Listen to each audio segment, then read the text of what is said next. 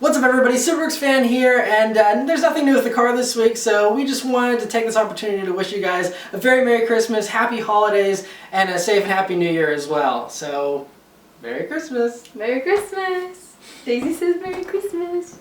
Say hi. So now send it back to me at the news desk for this week's news.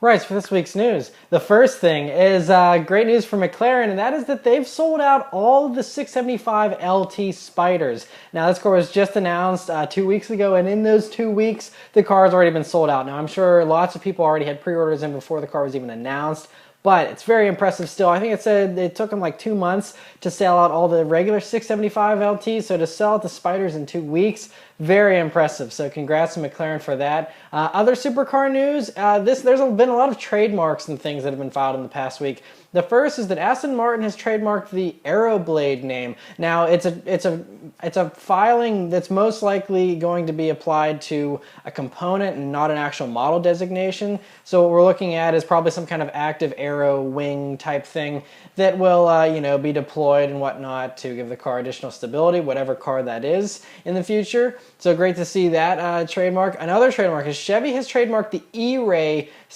name, and so it'd be the Corvette E-Ray, and so a lot of people are thinking, of course, that that's an electric version of the Corvette. Maybe we'll see something at the Detroit Auto Show. Who knows what it'll actually be, whether it's going to be just an electric version of the C7 Corvette, or if it's an all-new wild concept, or what we're looking at.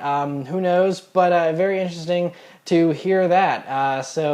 Other trademark news from GM is that they also trademarked a Buick Regal wagon version, essentially called the Tour X, or the Regal Tour X. And so there's been other stuff. I think they trademarked the Tour name in regards to their Buick division in the past. And so what we're looking at is probably, since we keep seeing this, this is, multiple wagon type things, and with that being all the rage right now, with the Subaru Outback and all those types of vehicles, it's very likely that they'll bring over a rebadged version of the Opel Insignia Country Tour, which is what we see here and is available in Europe already, and looks a lot like a kind of wannabe Subaru Outback in a way, with the gray body cladding at the bottom and whatnot. It's a beautiful wagon though, and I hope they'd make it in a non-all-wheel drive, maybe a cool rear-wheel drive or front-wheel drive version, but all-wheel drive is great too, and but just the more wagons the better, and GM makes some really cool ones, so hopefully they go ahead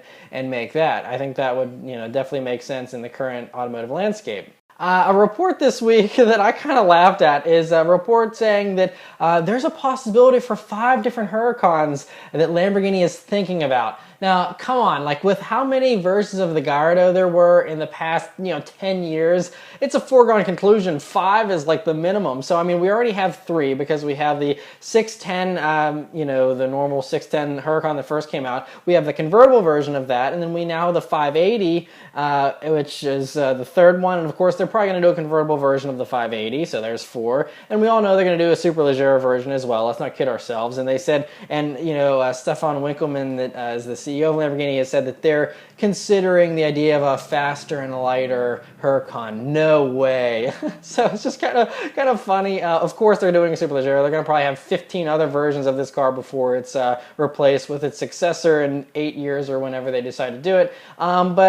So very interesting to hear that report. But yes, I think you can bank on a Superleggera version along with a Super Trofeo and a Bicolore version and all that other stuff that they like doing as well. But cool to hear that report anyway. Now for some teasers from Detroit. Now the Detroit Auto Show is coming up in roughly a little over 2 weeks from now. And so a lot of teasers are being thrown out there. The first is Acura has posted a teaser image of their Precision concept, which they said signals the future look of their brand and their styling and proportion direction for how the cars are going to look. And that's a pretty striking silhouette, I must say, from the teaser image. Of course, very NSX inspired headlights there from the little we can see, but kind of almost has a shooting brake design to it. And you can see it has large rear quarter panels there that are really nice looking. And so Exciting stuff. Hopefully Acura cars will get a little bit of a makeover and make them even more attractive.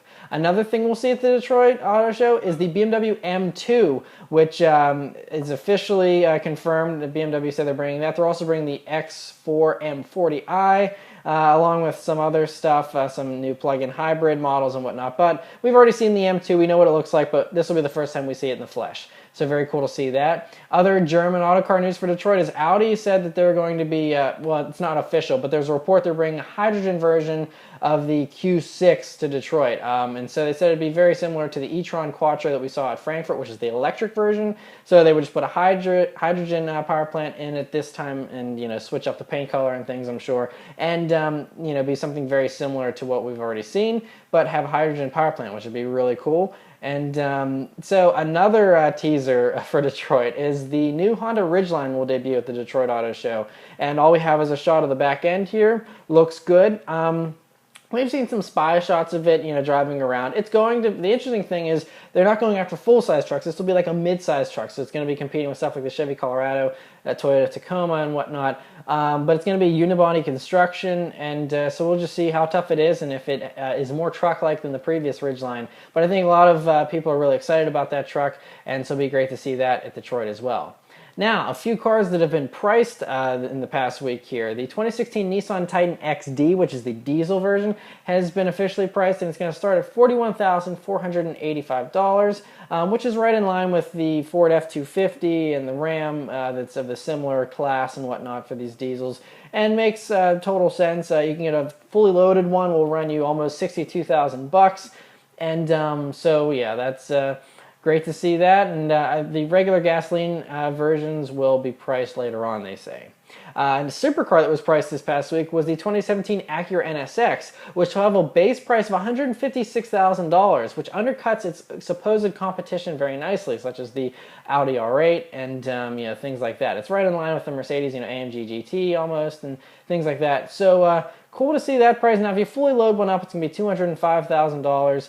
But still cool to hear that. Now, it has less power than some of the competition and whatnot, so it'll be, hopefully it sells well. I'm a little nervous for the new NSX, especially after the not so great reviews that we've seen so far as the numb handling and steering and whatnot, but hopefully it turns out to be, an impressive car that a lot of people want to buy.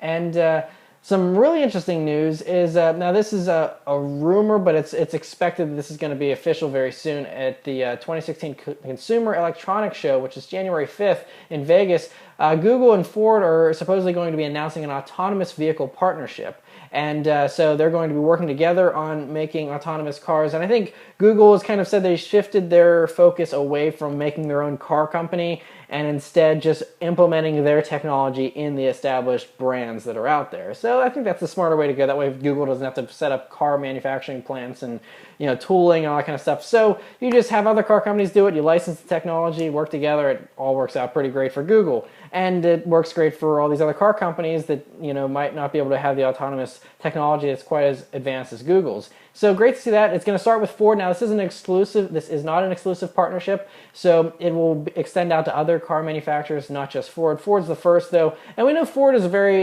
tech kind of forward-thinking company now. They've filed like a ton of patents in the past year for inventions and innovations and things like that. So Ford is trying to get more and more into this tech field. It's be really interesting to see just exactly how this autonomous vehicle partnership actually materializes, but very cool to see that.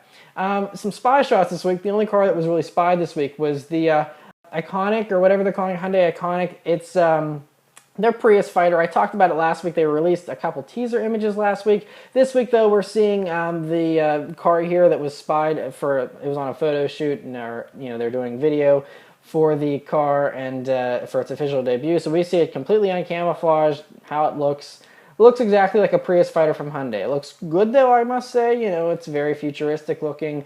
Still has the hatchback design that Prius lovers love, and so very cool to see that. The last news this week is a rumor that's pretty well confirmed. BMW is planning an M760i, a V12 powered 7 Series. Now, we know this because I guess there was a German configurator that leaked online that allowed people to actually configure one in a slightly strange way where it just put the new badge right next to the old badge for whatever car you were currently configuring. Kind of weird. Anyway, so what they're hearing here is that it's going to use the same engine that's in the Rolls-Royce Wraith, which is like well over 600 horsepower. Should be a pretty sweet beast, and so we don't have too many other details, of course, because this is still just all conjecture at this point. But it's going to probably be the long wheelbase version. Who knows when it will be arriving, but probably for the 2017 model year is what we're hearing, especially if a configurator is already being tampered with. This should be coming out very soon, and we'll see it hopefully here in the next couple of months or so. All right, so that's it for all the news this week, guys. So once again, Merry Christmas and have a safe and happy New Year. And I will see you next week and next year in 2016. Take care, and thanks for watching.